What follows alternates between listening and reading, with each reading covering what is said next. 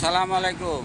আমাদের দেশের প্রধানমন্ত্রী যে একজন দেশের প্রধান, দেশ শাসন করে, সেই ব্যক্তি আজ কোটা বিরোধী যারা আন্দোলন করতেছে তাদের যন্ত্রণায়, তাদের দুঃখ সামাল না দিতে পারে আজ মনে হয় যে বাংলাদেশের 18 কোটি জনগণের সমস্যা করে দিছে, যার কারণ নেটওয়ার্ক পর্যন্ত বদ্ধ করে দিছে, যার কারণে মানুষের যোগাযোগ বিচ্ছিন্ন। যারা প্রবাসে আছে তাদের হাতে কোনো, তাদের স্বজনদের তাদের হাতে কোনো যোগাযোগ নাই। তারা দেশে আছে কি না তাদের সাথে কোনো কথা হচ্ছে না।